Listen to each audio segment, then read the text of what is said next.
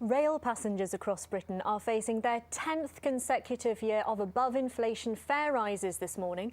The average season ticket goes up by more than 4%, although some tickets will rise by more than double that amount. Campaigners and unions say the government is pricing ordinary people off the railway, although despite the struggling economy, the network is now carrying record numbers of passengers. There is one thing that's always on time with the trains: inflation-busting fare rises. This is the 10th year in a row that passengers have faced big increases. You have no choice, you've got to pay. I don't ever see any discernible improvement in the service, so I suppose that's my main issue. The costs of doing business are going to go up, but our ability to recoup the costs is very difficult in this current economy. Are we going to see any benefit from it? Is there going to be any improvements? From today, the average season ticket will rise by 4.2%, but some fares will go up by more. The Banbury to London season ticket, for example, rises by 9.2% to nearly £5,200.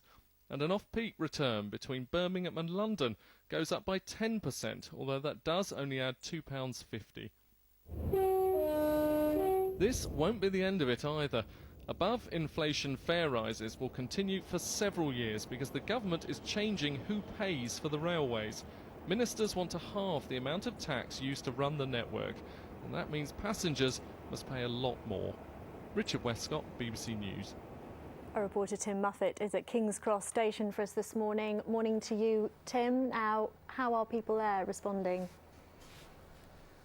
Yes, good morning to you. King's Cross Station gradually filling up. Many people, of course, returning to work for the first time this year. And the passengers I've been speaking to here, I would think it's fair to summarise their mood as being one of weary resignation. These rises haven't come as a surprise. We've known about them since August of last year. There were protests at many stations last year. Many campaign groups have described them as unacceptable, that the improvements in rail services haven't been good enough to justify them in their opinion. That said, Transport Minister Norman Baker, for example, has pointed out the government is involved in the biggest investment programme in the rail network since the 19th century, and that it's only fair that those who travel on trains should pay that little bit more. But as I say, they haven't come as a surprise. Many people here shrugging their shoulders saying, well, what can we do? What is the alternative? For many people, there is no alternative for rail travel, and they're just going to have to take on board these price rises. Tim Muffet, thank you. And in a few minutes, we'll be speaking to the Association of Train Operating Companies and to the Transport Minister.